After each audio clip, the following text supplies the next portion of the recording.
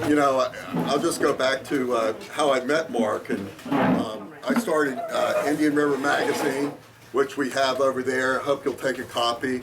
And I started that in 2006, and I love the history. I was born in Fort Pierce. In fact, I remember Tripsons Dairy. They used to deliver the milk to my house, and I just love the history of the area, and so the magazine. A big component of our magazine is history. And so one of the first things I did when I came back to the Treasure Coast in 2006 was I wanted to do a story on Waldo Sexton, and we did all of Waldo's kind of the Ocean Grill, the Szechuan Palace, the Patio, and then one of our writers found out, and I never knew this, Waldo Sexton's house is still it's standing, and it's owned by his grandson. And so Hildy and Mark brought us in, and we were able to photograph everything and do a big story, and that just really connected us with Mark and Hildy from 2006, 2007 to now, and it's just been a great relationship. And so it kind of led to my further interest in Waldo Sexton. And in 2018, I wrote this, kind of, when I write stories, and I try to sell advertising mostly to keep the magazine running, but when I have time to write, I kind of cherry pick things I want to write about, and I wrote about Waldo, and I kind of put everything in there that I thought was interesting. And then just through Mark opening the door for me, I got to know some of the other Sextons, and about that year, 2018, we did a big thing at the Emerson Center on kind of, the Sextons on Sexton, I would say. Yeah. And it was, I got as many of Mark's brothers and cousins and sisters that we could attend, and it was very popular. And so, just we've kept the relationship, and so we wanted to start out. And I've always enjoyed talking to Mark, and I wanted to start with his arrival, Waldo's arrival in 2013. I'm sorry, 1913. Yeah. Tell us about that, Mark. All right. Waldo had worked for Mr. Barber from Barberton, Ohio. He was the Diamond Match King. I don't know if y'all remember matches. Had a box of matches on the stove, and you'd strike them and light your stove. Well, this guy made those. Waldo worked for him on his farm, and I think it was boring to him. He said I think he planted 5,000 trees and had 10,000 Polacks working for him up there, and he just didn't care for it. Although he did, the farm had a dairy. They produced the world champion milk cow in 1909 that milked 14,000 pounds of milk, which it was a Guernsey cow, and that held for a long time. And now that's where you cull your cows out. You wouldn't keep one around that milked that little bit, but that was the world champion at that time. But anyway, he got a job selling Spalding farm equipment, and they gave him Florida because Florida was wide open, new frontier, new lands. And he came down here and started selling equipment. He couldn't find oxen strong enough to pull the plow, and then the plow broke, and it took 2 weeks to get apart. So he looked around. He started working for Indian River Farms, who was doing the project here. The company out of Davenport, Iowa, that started this area in 1911. They put in the canals and split it up, everything into 10s and 20s, basically, to sell to farmers. And Waldo got that job. They gave him the Ohio area. They would bring train car loads of people down and sell them farmland while they were here and send them back. I always thought, why'd they quit doing that? And they said on some of these mobile home parks, that's how they brought the people in. They brought them in Greyhound buses because the trains quit working, and then more trains. You know, I rode on Amtrak a couple of years ago. It'd drive you to drink. Stay on one of those things very long. It's 22 hours one way to New York City, which nowadays you can drive it that far, that time. But Waldo was very robust. He was from Indiana, Yeah. and he grew up on a farm. And his dad basically told him at the age of 10 that told the kids, "You guys are in charge of the farm now. I'm not working it anymore." And Waldo left. His father was mad at him from then on because he didn't stay with him to help him with the farm. Yeah, he got into high school, so he didn't have to farm. Yeah. And then he went to Purdue University. He graduated from Purdue University, which is very unusual for that time of, to get a college degree. And his wife also, Elizabeth, also had a college degree. And University of Chicago. Yeah. And so, 1913, he's here, and was one of the first. Did he actually buy this property in 1913? You know, that's the one thing I don't know. He said I came here in 1914. But there's a magazine article or a newspaper article. Indian River Farm had an article on him growing a crop in the fall of 13. Right. And I found an abstract in my house where he bought that property in 1912.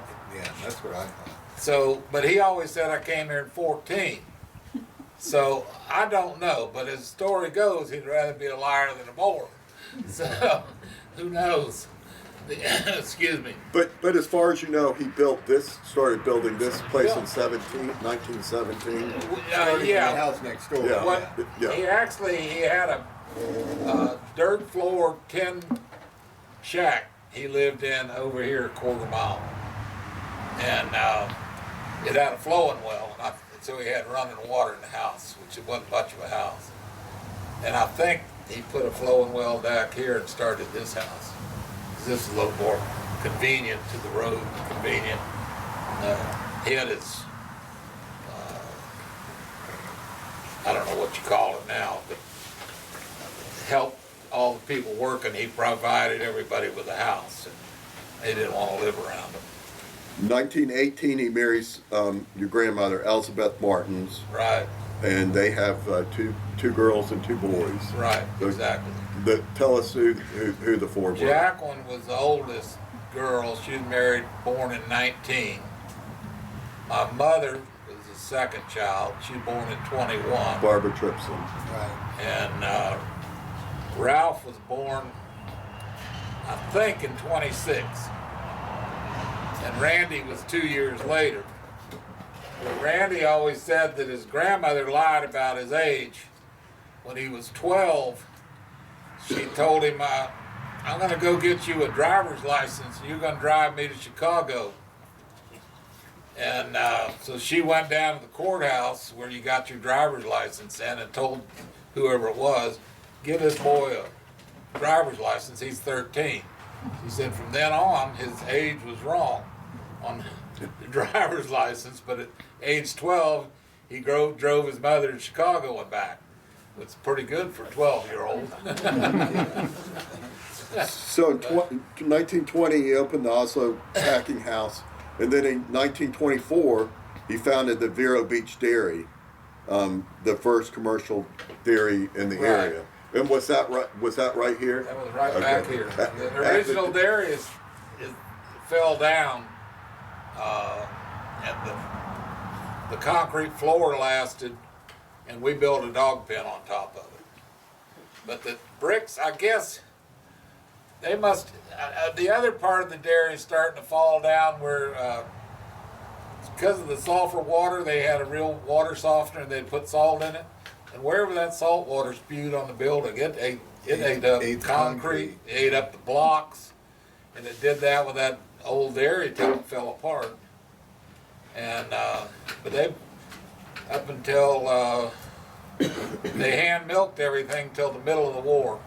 And machines came in and they started using milking machines. So I'll take a little divergent path here, and since we're on the dairy, and go to your dad, Big John Tripson, married your mother, Waldo's Right. daughter, and he started the Tripson Dairy. Tell us about how the transfer between Okay. Waldo and Vero They Beach. met on a blind date set up by a friend of theirs. My dad was in the Scouts and Raiders, and UDT became the SEALs. And one of the stories. Your dad trained here in Fort Right, Pierce. and he trained here, but more so, he stayed or came and went, training other people. And we talked to people who, they said, they called him Spick, starting in high school, I think, because he spoke terrible border Spanish.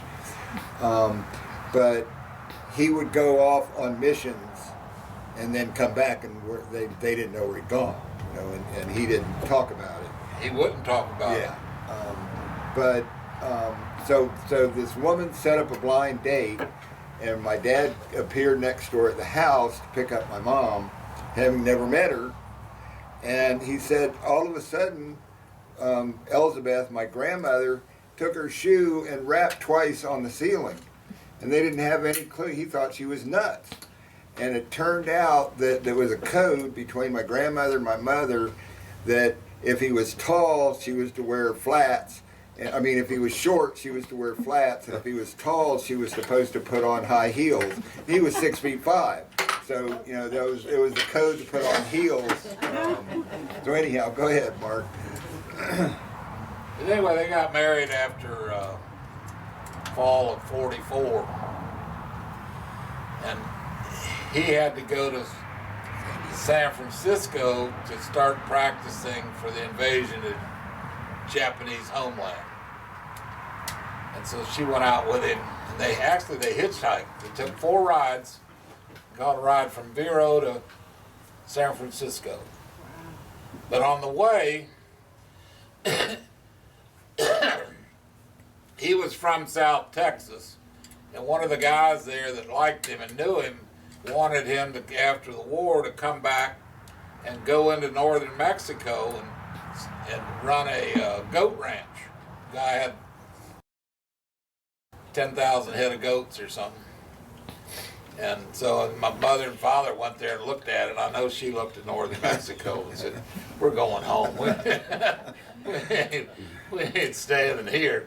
And they, henceforth after the war, they came back. But I want to tell you something. John talked about it a little, very little, but a little bit. And he said the 2 proudest days of my life were when they bombed the 2 atomic bombs on Japan, because they had already told us on the initial week of invading Japan we'd lose 1 million men, and he said we were at the forefront. The odds were most of us that were doing the invading weren't coming back. There wasn't no way. He said we got lucky at Normandy and south of France and North Africa, the ones that lived. And so he was all pro atomic bombs. So he comes back here. He and your mother get married here.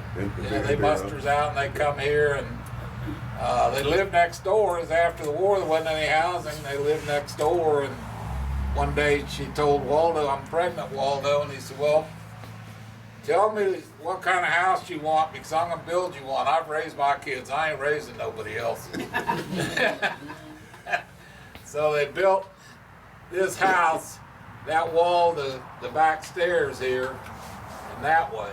This end of the house that add on, and this end of the house that add on is basically, let's see, 2 bedrooms, living room, and kitchen, and So when did garage apartment. When did Vero Beach Dairy become Tripson's Dairy? In '52, my father bought it. Okay. Waldo was having problems, and the psychiatrist told him he ought to get rid of some of his things that he was having to work on and be worried about. So he sold my father the dairy, and Randy the groves and the packing house, and Ralph the ranch. And I don't know what Jacqueline got out of it. He didn't like Jacqueline's husband, so he wouldn't. He was a preacher. He was a preacher, and he said he don't believe what he's selling. So, and And that's all I'll say about that. But It- so I don't know about that end, but he bought the dairy from him and changed it to Tripson Dairies. And Okay, so you guys are growing up. You and Jens are growing up right next to the great Waldo Sexton. You get every morning. Tell us about growing up with Waldo, Jens. Yeah, people have, the last few times we've done this, and then people I've just known have said what it was like living with an eccentric or a weirdo. Well, he was just my grandfather. yeah, You know, I didn't know that everybody's grandfather didn't collect all this stuff, you know. yeah. But he was kind of a hard taskmaster. He look, he was driven. He was driven. He was driven to succeed. And he came here in 14, for a good number, with $500. And in 1924, his accountant ran down the sidewalk in downtown Vero. Waldo, I just figured out you're a millionaire. Well, that's 10 years. He went from rags to riches. And Waldo said, I didn't have the heart to tell him that I was going to the bank to borrow the money for payroll. But he was driven, and he expected people to be as driven as he was. And that's just how he was. With us kids, who had the picture of the mountain? Did you have the picture of the mountain? Yeah. I was wondering, did he? I know his own kids. He made remember verses, know the books of the Bible, Yeah. and the multiplication tables by 25. Do you guys remember? Did you? One summer, he said, for $100, if you can recite to me 1 times 2 all the way to 25 times 12, I'll give you $100. Well, as a 12-year-old, that was big That was money. a lot of money. You know, so What is 25 times 12? I've forgotten. What is I think it? it's 625. But no, I learned it and recited to him. He paid me.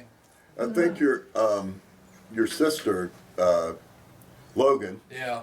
she was a senior in high school. This was from this article that I did. And she was a senior in high school, and she was applying to different schools and everything. Well, she gets a letter from McAllister College in Minnesota. It says, you're accepted. And she says, I didn't apply to McAllister College. She went and researched it to find out what happened. And Waldo had applied for her to McAllister Probably. College. Yeah. But you know, he wanted everybody to do well. He'd done well. But like when my sister and I were little, the movie Ben-Hur came out sometime in the 50s, Charlton Heston. And he said he walked to Indianapolis when he was a kid and gone to see it when it came out in 1902 or whenever it was. So he drove us to Miami, and we saw Ben-Hur because it was like 2 years later before it came to Vero, or maybe 3 years. We had the one theater, and the Elvis Presley movies seemed like they made 10 million of those things. That's all they played, as I remember, in high school. Well, But yeah. I was always amazed too that my mother let him do it because he'd had like 5 heart attacks. And here he is driving us to Miami. Nobody said a word about it. I don't know if she was hoping we'd all die. There was no seatbelts in cars then. So, yeah. You're talking about Ben-Hur and remembering the verses of the Bible and so forth. And he was a religious man. He didn't belong to one particular, kind of more of a, a little bit of a spiritual guy. Yeah. And he had the bells, and he would donate them to churches. Yeah. And ask the people to pray for him. He didn't really want anything for him. No, that's right. And the Waldo's Mountain, he liked the references, you know, to the biblical Yeah. thing. And this was the big mountain that he built at Bethel Creek on the beach. Yeah. And created. When I was 11 or 12, he was building that mountain, and my cousins from California came and said he didn't like them. And he'd carry us all over there to work. And all those stones you see at the bottom, I remember one Saturday we carried about 8 of them up to the top. And then we had to bring them down partway down the mountain and put them here and put them there. And he was almost on A1A telling us where to put them. Moving over an inch. So at the end of the day, they all ended up at the bottom, right where they started. But he worked the hell out. I stood up to it, but the other two couldn't do it. They were never went back with him. Okay, we'll go back to the timeline. 1932, he opens McKee Jungle Gardens, Right. and that was basically, you gave me a great quote on that about he saw all these tourists coming. Yeah. People have forgotten the only way to go to Miami in those days was US 1 and 27, I think, went to Miami. Yeah. All right. 100,000 cars a year went down US 1 to go to Miami. Well, all of them had to stop and get a cold drink someplace and gas someplace. And he had a restaurant. The Patio was started. It was an ice cream place. He never did open a gas station, which always surprised me. But he did the gardens to give people an attraction to get out and stretch their legs and see the stuff. And McKee and he built that. But it was in the height of the Depression. 100,000 cars dwindled down to nothing. And it did all right. They housed or wintered circus animals every year. They would come and house their animals. And one year, that was in the 50s, Dennis the Menace, the elephant, got loose. And he got all the boys in high school to come and help him find him. And they finally found him 2 days later over in the middle of the river, blowing water all over himself. When a guy driving a milk truck around to Fort Pierce, he had to drive down US 1. There again, that was the only way to get to Fort Pierce. He said right there at the gardens there was an elephant standing in the middle of the road, and he stopped, let the elephant walk on by. He said, I didn't say a word for 3 days. He said, because back then, if you talked about elephants, it meant you'd been drinking too much the night before. So he said he finally found out it was a real elephant got loose. But then they quit doing, I don't know what happened to the circuses. I guess circuses kind of went away. Yeah, it's too much, the fast pace of television just really did them in. And video games, kids didn't. McKee wanted orchids. He wanted an orchid, and I think they still do have a bunch of orchids there, or did. They were really they held their own until the day Disney opened, and that was the handwriting on the wall. People quit coming. That and the turnpike. Yeah. Because the You turnpike could go around. Yeah. it went down to Miami direct without coming through downtown Vero. Right. You didn't have to stop at every stoplight between Jacksonville and Miami. But you mentioned US 1. Wasn't that about the time when your aunt, he had a fruit stand on US 1 that became the Patio restaurant? Well, that was where the ice cream joint was, the fruit Okay. stand, and that's right. Built the Patio. If you ever go in there, there's those 2 rooms up front. Well, one of them was a fruit stand ice cream joint. The other room was the sales office for the property at Country Club. And there was nothing in between, and he built a restaurant behind, or a kitchen behind. So he started selling hamburgers, but if it rained, he had to run through the rain with the food to carry up front. So he finally figured out, well, we need to put a roof over this end of the place to keep them dry. And that started the Patio. Let's go into the Driftwood. That was 1934, and that was built as kind of a weekend getaway for the family. Yeah. And tell us about I'll that, tell you that Jens. it was 36. We had a hurricane, and they had a bull barn down here, and the hurricane knocked over the bull barn, and he took it over there and built them a beach cottage. And they hadn't hardly got open, and somebody pulled up, you got rooms to rent? He said, no, yeah. Well, that's when it became a hotel. They'd go over there periodically, but they never did stay there like they thought they would.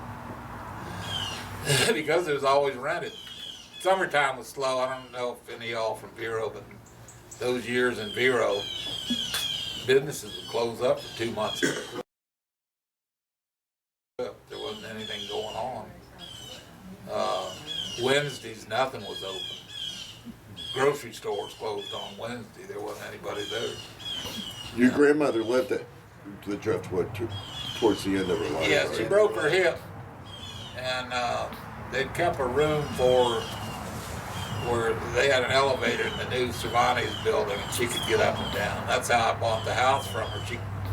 She couldn't go up and down the stairs, and she sold me the house. She wanted me to have it. And is that how you met? You met Hildy at the Driftwood? Was she working? She worked there. She was working at the Driftwood. Yes, her family came from Winter Park, and they'd come stay in it on weekends, and when she got out of high school, she come over and got a job. So Mark's wife was just a great keeper of the tradition and a wonderful historic preservationist, gardener, everything you see. And sadly, she lost her in 2001. Yeah, she passed away Yes. 2 years ago. Hildy thought she was a doctor, and she had an aneurysm, according to the doctor, the real doctor, and she said, well, I'll be all right. Well, she never got it taken care of. Once those things burst, you don't have much time. So, 1937, the patio's completed. We talked about the patio. Yeah. And then 1941, the Ocean Grill, which everybody knows about, opens as Gus and Emma's Ocean Grill. Right. Tell us that was when that opened. It was open air. Yeah, I have a picture in my phone of it where that big round table is and all that. That was open air. And it rained opening night, of course. Yeah, literally. Yeah, and then my grandmother said the sand fleas descended in there like locusts. And so they closed up, and it was also, let's see, December 31st. Yeah, the war started. December 7th. December 7th, and they finally, because of the submarines sinking the merchant ships, they didn't want any lights on them, so they closed up. And it became, they rented it out, it was the officers club. Yeah, it was the officers' club. And they put a roof on it. And by the way, that roof still leaked. This is 2022.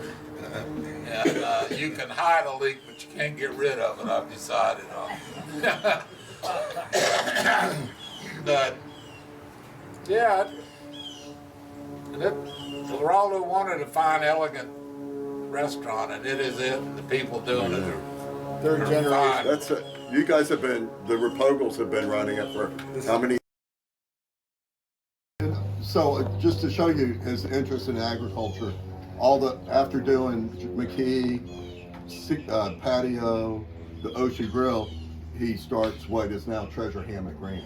Started the ranch 1947. during the war. Yeah. There A again, beef cattle operation. the government with the stations and bases, all the food was local. So you could sell them hogs, beef, dairy, all the vegetables, whatever you could grow here, you could sell them. You'd take it down to the commissary every morning and they'd pay you. And that's how they fed the troops. So at the ranch, he built the ranch so he could sell them beef, but the government gave him a set of scales. So they'd weigh whatever the calves at the scales. He'd take them, they had a ticket machine, they'd take that, send it to the commissary, and the guy'd pay them for the live calf. They'd butcher it all there, and they'd have beef for dinner. And now, telling somebody, Halliburton has the commissary. If you sell food, you sell it to Halliburton out in Texas, and they ship it all wherever the military is. So he's I'm sorry. Yeah, well, Waldo, you know, we hear a lot about genetic engineering, but it's been going on a long time. Waldo was one of the main movers in developing the Marsh seedless grapefruit, which was a white grapefruit that had no seed. And it was the hottest ticket item till the 80s when red grapefruit came along. What he didn't realize and think about it, to get it to not have any seed, they bred the flavor out of it. It's one of the most, it doesn't taste like anything. Where if you take one of the old varieties that they started with, the Duncan, which has the most seeds of all, is the best tasting grapefruit there is. But he, just through manual crossbreeding, they were able to produce the Marsh seedless grapefruit because the consumer market didn't want seed. Duncans were great, but you cut them in half, there'd be 10,000 seeds in each one. And they used to give a spoon with a serrated edge, so you could dig out each thing, and you have to throw the seeds out of the way. But yeah, he was a good guy on all that. He in a lot of ways, Donald Trump reminds me of him. Donald doesn't sleep. And Donald was always into everything, and so was Waldo. Waldo do good on 2 hours a night. Constantly doing it. Let's talk about that. So he had a lot of hospitalizations. You said it's kind of started with McKee, Jungle Gardens, but he had these very creative periods and then the Depression. Followed by the Depression, which you think was more. I think it was all alcohol related for the most part. He drank a lot. You heard he and Beanie would sit and drink. They were drinking buddies, and some of it was postpartum. For lack of a better term, when he finished the project, he had an emotional letdown. He did this great artistic thing, and then he crashed. And that's when his drinking got heavier, and some of the family decided that he needed to be put away. But I'll tell you something. Like the McKees, he had a big letdown. Not only did they open it, and it was the height of the Depression, 1932, nobody came. So they spent $10,000 building it. That was all they spent. And he could not figure out how they were going to pay that back. And what was the other thing he did like that? The Country Club. Country Club, yeah. Country Club opened up 1924. And Mr. McKee told Waldo, he said, Waldo, quit selling lots. Don't sell any more lots. You're going to break me on income taxes this year. In those years, only the rich paid taxes, and his were 3% of his gross. So they quit selling lots, and they didn't sell another one until 1940. And that was from 24 to 40. So that would drive you to drink. But and they at the same time he kept right on having to mow the golf course and maintain it and keep everybody there, and and McKee and he were partners in it. I'll tell you something funny though. When he opened McKee Jungle Gardens, he went to Cuba and got drunk for a couple of weeks. Back then they had to go to Cuba. You took the boat train. You get off in Miami and get on a barge, and they would barge you to Havana on the train. You'd still have it in your car. You'd unload it in Havana, and you could drive around the country or stay there in Havana or whatever. But he got there and got drunk. My grandmother gets a telegram from the State Department. Come get Sexton. That's all it said. So she took Dr. Hardy with her. They went to Cuba and they had him chained to the wall in that famous prison down there. He was still drunk, and Hardy gave him a shot of Thorazine, so this will put him out till we get home. Well, then just 1 second, I'll be through. They got him on the train. He was asleep 15 minutes. He woke up and said, "Now what are we going to do?" When, you think about, they were putting him in sanatoriums or mental health places, but my father had to take he and another man to a place, Shady Rest Sanatorium in Jacksonville, and because the guy was having emotional problems. Well, when they pull up, Waldo tells my dad, "You park the car and I'll go check John and I in." And so Dad bought into it. He went and parked the car and went in, and Waldo had checked the other man and my dad in. And so is that crazy? Well, maybe like a fox. Well, and then he went to these fancy places like the Menninger Clinic. Managers. And where he met the Barrymore family and Judy Garland. Yeah. Judy Garland was there. I don't know how many of the Barrymores, W.C. Fields, and a couple more were all in there drying out. Well, he was there 6 weeks. They just had a big party. It was a big party. Came home and I attribute a lot of it all drinking, because when he'd get out of those places, he'd go right back to drinking. Yeah. Nobody ever said you ought to quit drinking. Now, if you go to one, they You can't. hammer in, Yeah. quit drinking. So, but he had fun. When- Ralph told me he went out to see him, and he said there was some guy in disheveled clothes, just looked terrible. And Waldo said, "See that guy there? Yeah. What's wrong with him? He needs a tailor."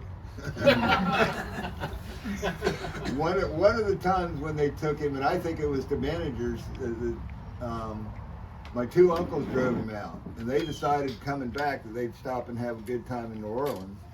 And when they got back to New Orleans, he was sitting on the front stoop of the house. Waiting on him, yeah. He'd escaped through the window and made his way from managers to Vero Beach. Yeah. So his last big project, which you guys talked about, was Waldo's Mountain. That was 1956. Yeah. And then he opened the Turf Club in '57. Now, which is the Szechuan Palace. Right. Which, tell us about that. That's no longer with us. Well, the building's still there. Everything's there. Yeah. We just sold it. The family sold it. Okay. Did the stuff stay in it, or? A lot of the stuff we took off the wall and put in the storage shed. Okay. The murals are still on there. And I was having fun with DOT. I was sitting there looking at the murals, and I said, I can bring my skill saw in here and cut those murals right out, take the whole thing. I'll bring a couple of men, we'll just pick them out. That woman liked that a fit. I mean, wait a minute, you can't do that. You can't cut a wall out. Oh, well, why not? I'll put a piece of drywall up there. You'll never notice. So is DOT gonna keep the building as it? No, they sold it to Ron Rennick, At an the auction. real estate. At an auction. Okay. Yeah. And Ron, I saw him the other day and was asking about it.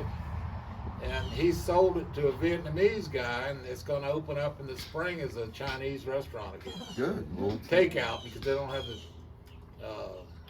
they've lost a lot of parking because of the road widening. so tell us about. I don't know if you can remember it, Jens, but Waldo's getting up in age, and all the city people decide we need to honor this eccentric, our greatest natural resource. Yeah, you were only 3 or 4 when that. So they had 58, Waldo 57. Sexton Day. Out pretty much where Sexton Plaza is. That's when they named Sexton Plaza. Yeah, out there. Yeah, they had a big day for him. And, The whole town turned out, parades, and he had an affinity for silver dollars. Yeah. Tell us about that. And He loved silver dollars. In that parade, he had a treasure chest full of them. And he was riding around, he'd throw silver dollars out to people. I'll tell you something funny though. Silver dollars are heavy. And Especially if you got a bunch of them. there used to be a hotel downtown called Sleepy Eye Lodge. where he first stayed when he arrived. Right. And they moved it over to by where the community church is. The community church bought the building and had their Sunday school classes in it for a while. All right, well, they got along and they sold it and were going to tear it down, or they're going to tear it down and build a new building there. So Waldo went to see the guy tearing it down. He said, I want to come get all the lumber out of it. What do you want for? Guy told him $1,400. Waldo said, good. And he pulled a check out of it. Guy, I don't take no goddamn checks. Waldo said, okay. So he went down to the bank, got 1,400 silver dollars in a sack, handed it to the guy, and the guy said, I didn't mean this. I don't know what. One of the things in the George Gross book, there's a biography of him, Tales of Waldo Sexton, and where he got most of his decorative material was from the Palm Beach mansions that were being destroyed. The robber barons, their descendants, couldn't afford the taxes when the new tax laws went in effect in the 1930s. And so they would have to sell off their mansions. And so Waldo would go down there with bags of silver dollars and buy the stuff. And they would see him so that they knew he meant business. I guarantee you, I got a picture of 6 guys picking this table over your head. Y'all, 6 of y'all get up and see if you can pick it up off the ground. That's the heaviest damn thing. I'll give it to you if 2 of you can carry it to your car. Well, you mentioned that too, but you see the photos of Waldo. He's right in there working. He was a burly man, kind of like Mark, I guess. Yeah. Was he as tall as you? I'm a little bit taller than him. He was about 6 feet. Okay. But he was big and strong. And he would just be right in there working with the guys, and he was a real there's a big charge kind of guy. We're friends with the Palm Beach Historical Society, and my family has the largest collection of Addison Meisner things that he built for all those mansions. And when Palm Beach had their 100th anniversary, they came and borrowed a bunch of stuff from us and took them down. They wanted that table, but they didn't have anybody to pick it up, put it on the U-Haul truck. But and now it's a real, what do you call it? A renewal of thinking about Addison Meisner. He built some cool stuff in the teens and 20s. And when they were tearing it down, the heirs didn't want them. Plus, go look at these older houses. A big bedroom would be a 10 by 10. They have chefferos and not closets. The cheffero, is a cabinet for clothes. I mean, John D. Rockefeller had 2 suits. One he wore to work every day, and one he wore to church on Sunday. That was the extent of his wardrobe. He was worth $500 million. So, I mean, people didn't have the big, extravagant things. And even the kitchens, my kitchen was built then, and we redid it. It was 10 by 12. The whole kitchen you were supposed to cook in.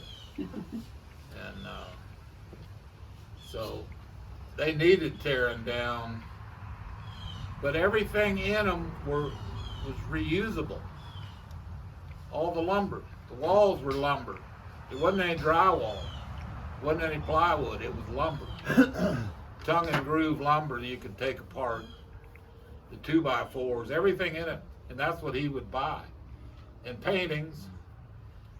One of the colored guys that worked for him the longest after Eddie, I asked him about it. He said he'd load up these trucks, and coming home, the paintings would blow off. But Sexton, the paintings blow off. Don't worry about them. We got plenty. So he don't know how many paintings are scattered between here and Palm Beach. He has declining health, and he goes into a nursing home. And he dies in 1967. Yeah. Remember, I don't think I've ever talked to anybody about the funeral. Do you remember his funeral?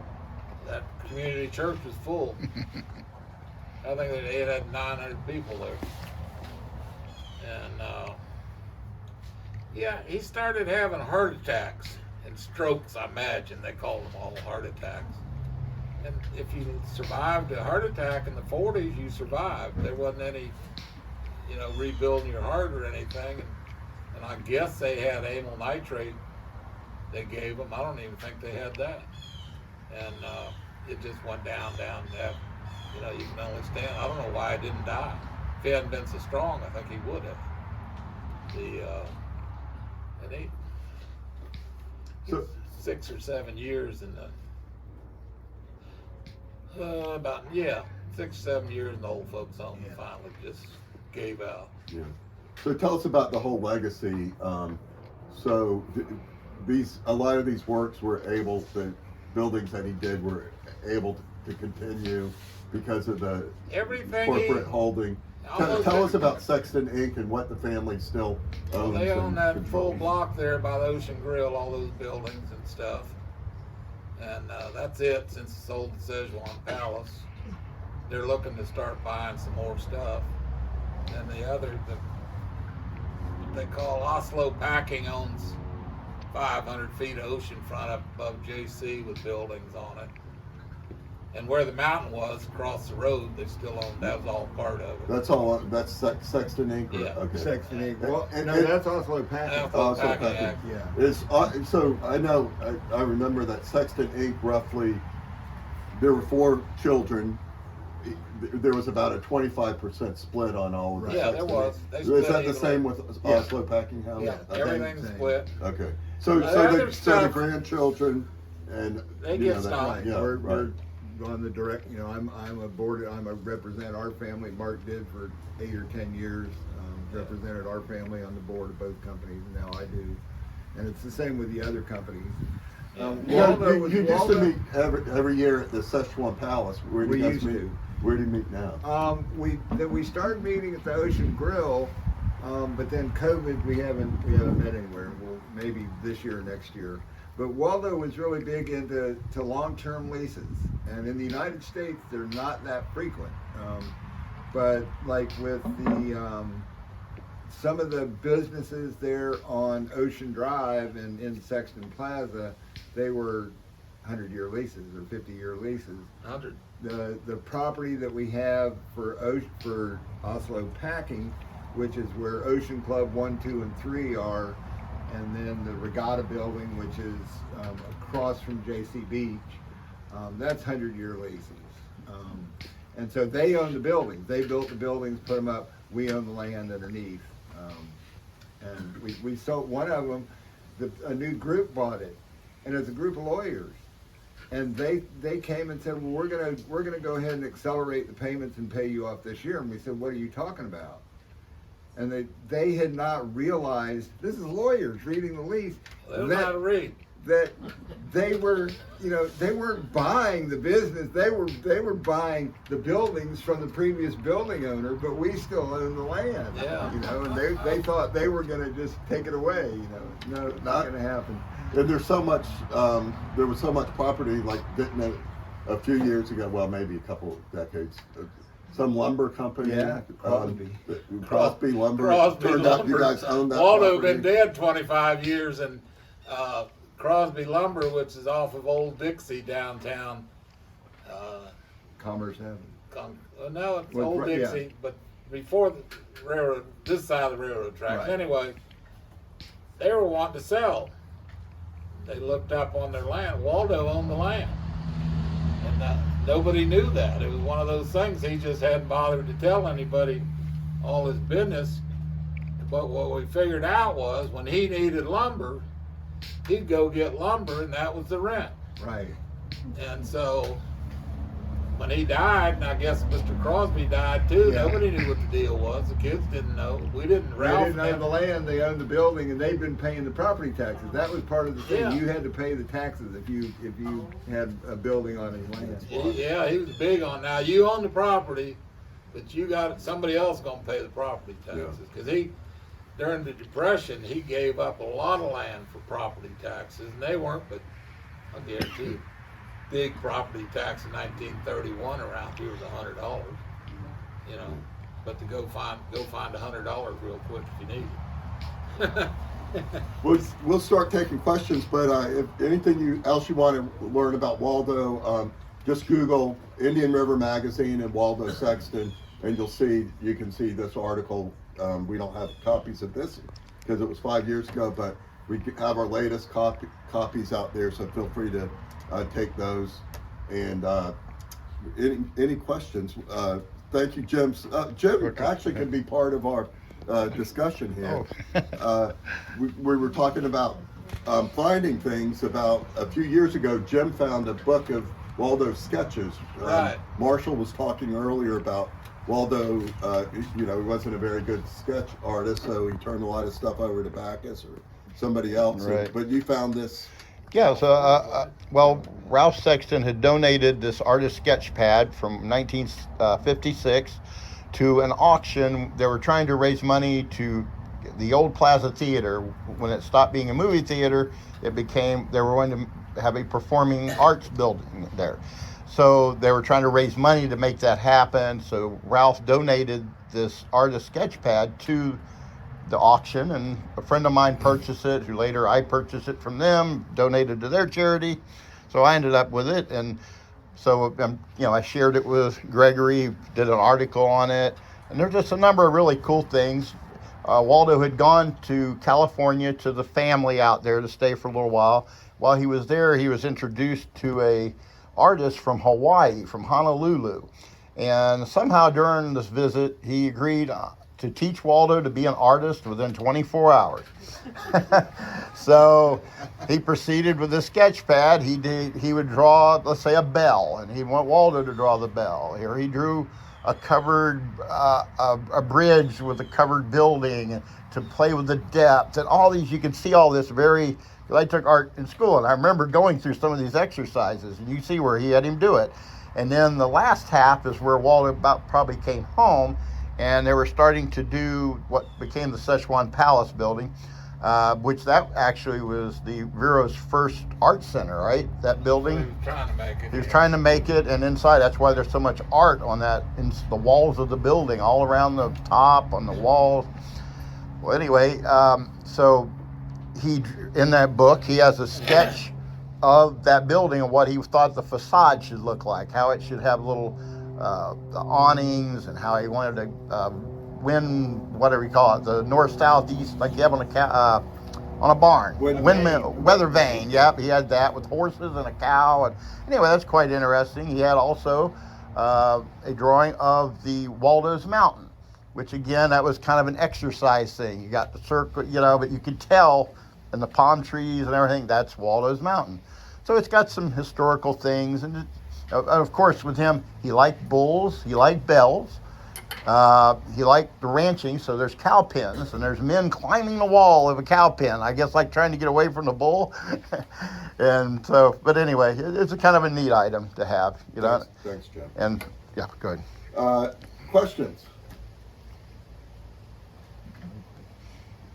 No questions? No questions? Thank God, because I don't have any answers. I'll make up Make them up, Mark. You said Pardon? that. Just make them up. That'll be more That's it. I'd much rather be a liar than a bull. Well, tell us about that. The origins of that. It's so widely known and repeated, but Oh yeah, I was at the Driftwood. Waldo loved to show all his stuff off to people, especially. We never thought any of that stuff from Palm Beach as being valuable that he got, and a lot of it is. And those I don't know what you call those reliefs. Yeah. Those big reliefs. In the brick building. Yeah. Yeah. And he had them out front. And he gave tours. He was telling people this and that, and blah blah blah. And the next day he was doing another tour. But Mr. Sexton, yesterday you said this. You didn't tell us that. That's why I'd much rather be a liar than a bore. He was just making up as he went. But also with those reliefs, and they didn't know until the building was being sold, the family was selling the business, that those are Della Robbias, and they were worth a lot of money because he was a famous artist in the Renaissance. Yeah. I was wondering if Szechuan Palace is still owned by the family. No. Szechuan Palace, no, huh? No, it's owned by some Vietnamese guy. Well, that makes sense. He just bought it last year, I Yeah. think. What are they gonna do with it? He's gonna open up a Chinese restaurant. Oh, in the same building? Yeah. Same thing here. Good. and the patio was actually not owned. It was owned by Ralph's family. Ralph's Right. family. Yeah, we had Okay. turned our They stock sold over it. to them. They And, sold and it. that's been sold, and that's not in the family. It's supposed to open up pretty soon as a sports bar. It of was some kind. supposed to open fairly soon, and maybe Karma, the architect made a minor but significant error of 1.5 inches, and the virtual golf machines don't fit inside. Oh man. So they're having to re-engineer them to bring them, be able to put them in. Really? It's so you can go in one and program it, and you get to play at Pebble Beach or the famous place in Scotland or whatever. So there's going to be nothing left in that building in Waldo? No, it's Was it gone. all They sold removed? most of it out of there. Okay. Jeff? Anything they could peel off the wall. Yeah. McKee Jungle Gardens, when it was sold, or closed, I guess, what happened with all the animals that were in there? I remember there were monkeys and birds. You know, they must have sold them. That Art Latta was the guy's name that ran it. Okay. He was Mr. McKee's daughter's son. And I think he got rid of them. And I'm not too sure the monkeys and the parrots in the 57 and 62 freeze didn't freeze to death. One of the spider monkeys, my cousin Sean got. Yeah. He had it for 5 years. Yeah. I remember in the 60s, I grew up, I was born in 63, so I remember the monkeys there. Yeah. Up until the 70s almost. Yeah. And, We used to give them chewing gum and let them chew the gum. oh yeah. A funny story. They had a bear, and Randy, my uncle, told me they could run out of money at some point to feed the bear, so they ate him. He said, I had bear sandwiches that whole year. The monkeys didn't have to do any, they had them free roam. A lot of them weren't caged there. They were running around in the trees. Well, my cousin raised a raccoon, and when it was it was weaned, but it was still little, and the monkey would go sweeping out of the trees, and as the raccoon was walking across the yard, they'd grab it by the tail and go swinging through the trees, laughing, shaking this raccoon. Tell you something else about the monkeys. Waldo bought a trailer of monkeys sometime in the 40s, maybe in the 30s.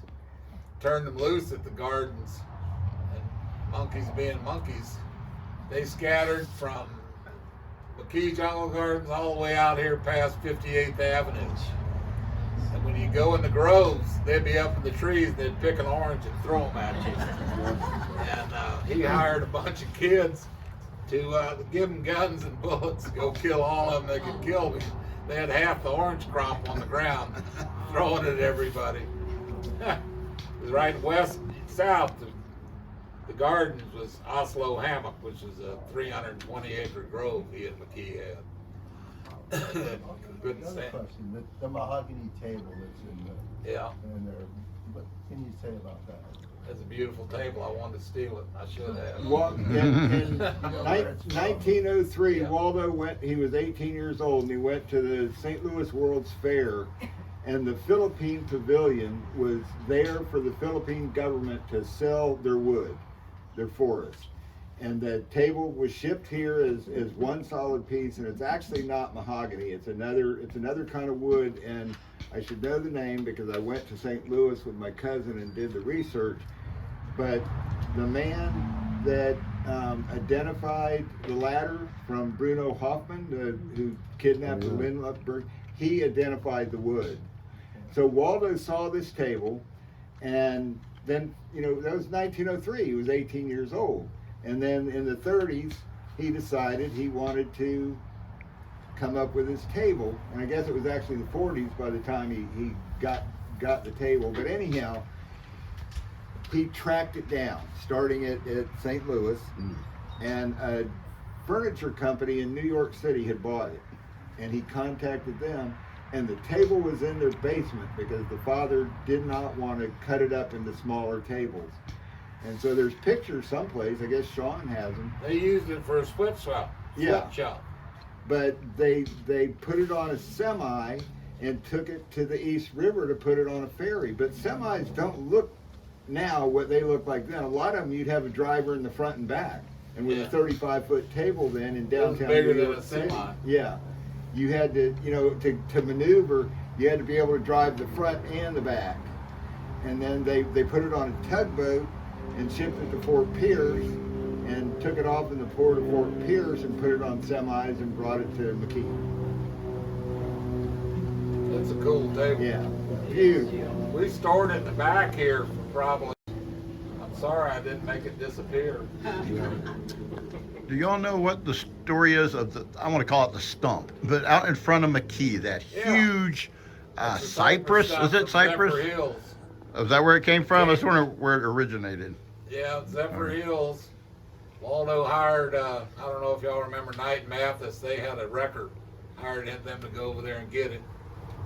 And he thought that people ought to see something that big. Nobody would believe that they cleared trees that big. That was all cleared by hand, all this, everything. A grubbing hoe and whatever else they could use with their hands. Mm-hmm. Somebody dug it up, Knight Mathis picked it up, brought it over here, and set it out there. But it's 3,000 or 4,000 years old. Yeah. He had a group of men, I met probably mostly blacks and oxen, and they cleared. There was no road. A1A was not there, and they cleared it from Vero Beach to Sebastian Inlet. Yeah, He made had it cleared right. everything that was in the way. What is now A1A? And then they put the oyster middens that were along the river. They put it down as the bottom, the base of the road. They camped up there. And apparently some of the white guys didn't like the fact the black guys were working, and they'd shoot at them at night trying to scare them off. And so Waldo hired some guy that had been in World War I that was a sniper shooter. Said, when I start shooting, shoot them. And like, I guess they heard that story, and everybody knew the guy that was a good shot. And the shooting quit. Let me ask you a personal question, Mark. This place is incredible, but it's just it's must be an incredible maintenance challenge keeping it up. How do you keep it up? And then you've got to kind of keep it. Do you feel obligated to keep it like Waldo would have had it, or how did you and Hildy go about everything? You know, you can't replace either house. In my living room, we don't have any drywall in that house. There's some here, a little bit of drywall, but all the rest is lumber. He went over to Kissimmee, actually not Kissimmee, Holy Pond. And the living room is 36 to 46 inch wide bird's eye cypress, which is, there's bird's eye and all kinds of lumber, but he saw it in the cypress and had the sawmill guy save it. And it's valuable. I mean, I don't know, I've asked, I had Sturgis when they had their lumber, they said, we don't know how to value it. You need to ask an artist, an artist appraisal. So I had an artist guy come and I asked him about it. He said, I have no idea. I don't even know where to start on lumber. Why would somebody want me to do it? And I said, he said, it's artwork. You're supposed to know about artwork, aren't you? Yeah. Well, what's it worth? Yeah.